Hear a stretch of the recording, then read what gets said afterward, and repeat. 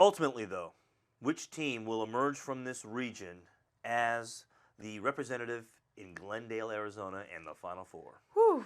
I really like Kansas's backcourt, and I feel like backcourts are huge come tournament time. They They are. really make a big difference. We've seen that from some of the top teams who have taken the national championship. So I'm going to go with Kansas. I think Kansas comes out of the Midwest. Who are you going with?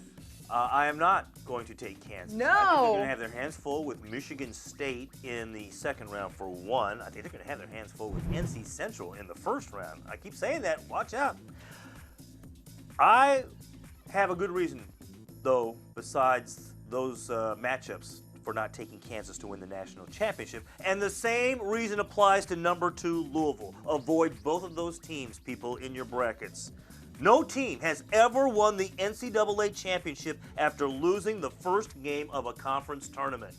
Kansas lost to TCU. Louisville lost to Duke in their conference openers in the tournament there. So both teams should then, by history says, eliminate them. They are not going to win a national championship, so don't even have them coming out of your region. I am going to say Oregon. The number 3 seed will emerge as the representative going out west, going back to Pac-12 country.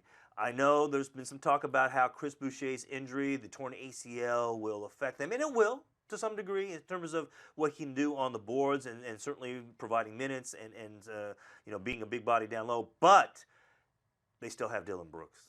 They have so many outstanding players there. Dana Altman has built a program. It's not just built on one guy or two guys. This is an outstanding team. I think they were underseeded. I think the Pac-12, and you hear the arguments out there that they were disrespected by the selection committee. I was a little surprised at some of the seedings for those teams, as low as they were, and certainly Oregon being a 3 seed, I thought they should have at least been a 2. They should have been a 2. I mean, that's probably where they should have been. And so I think they got a chip on their shoulders. They just come through. I think Josh Jackson and Frank Mason are so strong this year, and Josh Jackson faced that 1-game suspension for his hit and run.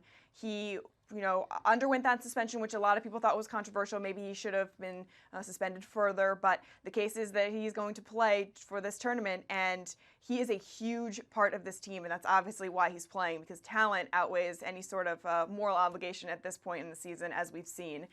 And he is, I mean, listen, regardless of his punishment and whether I think it's acceptable or not, he's still going to participate, and he's going to make a huge difference for this squad. Right. We'll see his return and how that impacts Kansas, as well as how they recover from coming off a loss and then now coming to a situation where they can't lose again.